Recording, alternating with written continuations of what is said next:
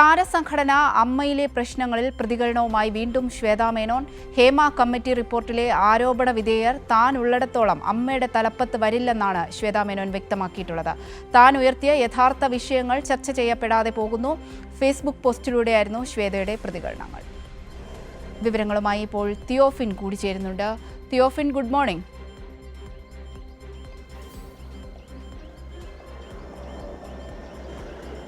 Good morning Avantika. Theophin, ഈ അമ്മയിലെ പ്രശ്നങ്ങൾ ഇങ്ങനെ നീണ്ടുപോകുന്ന ഒരു സാഹചര്യമാണ്. ഇപ്പോൾ വീണ്ടും പ്രതികരണവുമായി ഫേസ്ബുക്ക് കുറിപ്പുമായി ശ്വേതാ മേനോൻ എത്തിയിട്ടുണ്ട്. എന്താണ് ശ്വേത പറയുന്നത്?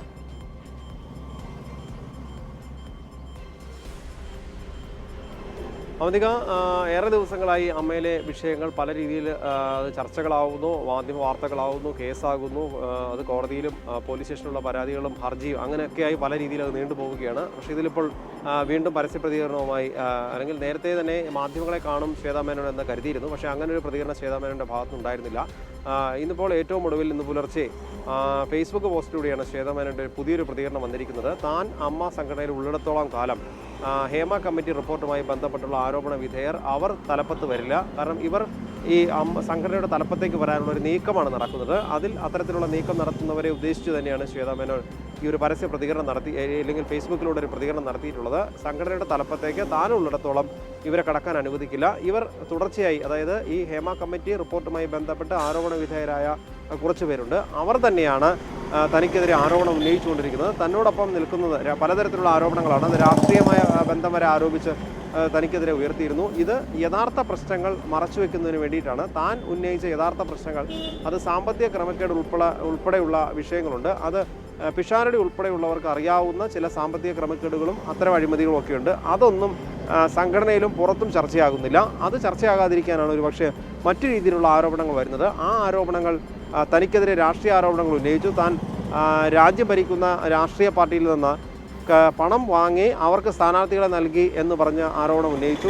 ഇതെല്ലാം തെറ്റാണ്. തനിക്കെന്തിനാണ് അങ്ങനെ ഒരു രാഷ്ട്രീയ ആരോപണം ഉന്നയിക്കുന്നത്? തന്നെയുമല്ല, തനിക്കൊരു രാഷ്ട്രീയമുണ്ടെങ്കിൽ അത് തുറന്നു പറയുന്നതിന് തനിക്ക് മടിയില്ല എന്നും ഈ ഫേസ്ബുക്ക് പോസ്റ്റിലൂടെ ശ്വേതാ മേനോൻ പറയുന്നുണ്ട്. എന്തായാലും ശ്വേത മുന്നോട്ട് വയ്ക്കുന്ന ഒരു പ്രധാന വിഷയം, ഇത്തരത്തിൽ പല വിഷയങ്ങളിലേക്ക് ചർച്ചകൾ ഡൈവേർട്ട് ചെയ്തു പോകുന്നത് താൻ ഉന്നയിച്ച ആ സാമ്പത്തിക ക്രമക്കേട് എന്ന ആരോപണത്തിൽ നിന്ന്, അല്ലെങ്കിൽ ആ വിഷയത്തിൽ നിന്ന് ശ്രദ്ധ തിരിക്കാനാണ്. അത് മുന്നോട്ട് വെച്ച് തന്നെ, അതായത് താൻ മുന്നോട്ട് പോകും, പോരാട്ടവുമായി തന്നെ മുന്നോട്ട് പോകും, പിന്നോട്ടില്ല എന്നും ശ്വേതാ മേനോൻ വ്യക്തമാക്കുന്നുണ്ട്. തന്നെയുമല്ല, ഏറ്റവും അവസാനം അവർ ഒന്നുകൂടി പറഞ്ഞു വയ്ക്കുന്നു, ഈ ഹേമ കമ്മിറ്റി റിപ്പോർട്ടുമായി ബന്ധപ്പെട്ട് അതിൽ ഗുരുതരമായ ആരോപണത്തിന് വിധേയരായിട്ടുള്ളവർ, പരാതികളിൽ ആരോപണ വിധേയരായിട്ടുള്ളവർ ഇവരാരും അമ്മയുടെ തലപ്പത്തേക്ക് വരാം എന്ന് കരുതേണ്ടതില്ല, അതിന് അനുവദിക്കില്ല, അത് താനുള്ളിടത്തോളം അവരെ തലപ്പത്തേക്ക് വരാൻ അനുവദിക്കില്ല എന്നും ഉറപ്പിച്ച് വ്യക്തമാക്കിക്കൊണ്ടാണ് ഫേസ്ബുക്ക് പോസ്റ്റ് ശ്വേതാ മേനോൻ അവസാനിപ്പിക്കുന്നത്.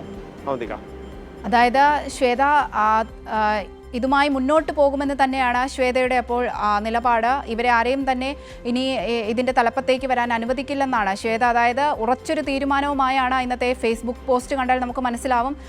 ശ്വേതയ്ക്കെതിരെ വലിയ രീതിയിലുള്ള ആരോപണങ്ങളാണ് അവർ ഉന്നയിച്ചിട്ടുള്ളത്. പക്ഷേ അതിൽ നിന്ന് പുറകോട്ടില്ലെന്നല്ലേ ഇതിൽ നിന്ന് വ്യക്തമാക്കേണ്ടത്?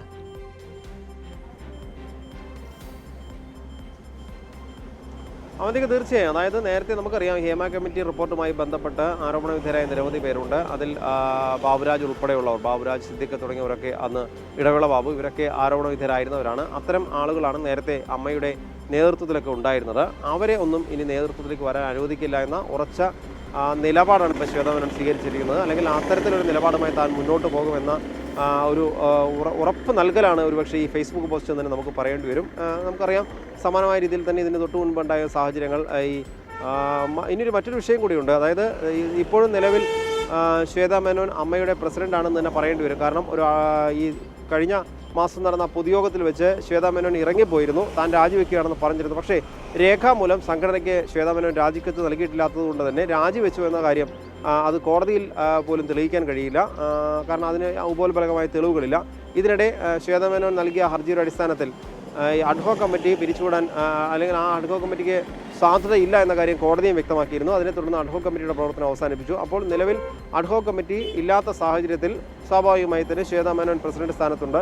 എക്സിക്യൂട്ടീവ് അംഗങ്ങൾ പലരും രാജിവെച്ചെങ്കിൽ കൂടി അമ്മയുടെ പ്രസിഡന്റ് എന്ന നിലയിൽ ഇനിയും തുടരുക, അല്ലെങ്കിൽ ആ സ്ഥാനത്തുണ്ടാവുക ശ്വേതാ മേനോൻ തന്നെയാണ്. അപ്പോൾ ശ്വേതാ മേനോൻ ആ സ്ഥാനത്തിരുന്നു കൊണ്ട് നിലവിൽ രേഖാമൂലം ഒരു രാജിക്കത്ത് സംഘടനയ്ക്ക് നൽകാത്ത സാഹചര്യത്തിൽ ഈ സ്ഥാനത്തിരുന്നു കൊണ്ട് തന്നെ പോരാട്ടവുമായി മുന്നോട്ട് പോകാനാണ് ശ്വേതയുടെ തീരുമാനമെന്നാണ് ഈ ഫേസ്ബുക്ക് പോസ്റ്റ് വ്യക്തമാക്കുന്നത്. എന്തായാലും ഇത്തരത്തിലൊരു വിഷയം, അതായത് തനിക്കെതിരെ ആരോപണം ഉന്നയിക്കുന്നവർ താൻ ഉന്നയിച്ച പ്രധാന വിഷയങ്ങളിൽ നിന്ന് ശ്രദ്ധ തിരിക്കുന്നതിന് വേണ്ടിയാണ്, അതിലേക്ക് ശ്രദ്ധ വരാതിരിക്കാനാണ് രാഷ്ട്രീയവും മതപരവും ഉൾപ്പെടെയുള്ള വർഗീയമായ ആരോപണങ്ങളൊക്കെ ഉന്നയിച്ചുകൊണ്ട് ഭിന്നിപ്പിക്കാൻ ശ്രമിക്കുന്നത്. അത്തരം ആരോപണങ്ങൾ അല്ലെങ്കിൽ അത്തരത്തിൽ സംഘടനയെ ഭിന്നിപ്പിക്കാൻ താൻ അനുവദിക്കില്ല എന്നുകൂടി ശ്വേതാ മേനോൻ പറഞ്ഞു വയ്ക്കുന്നുണ്ട്.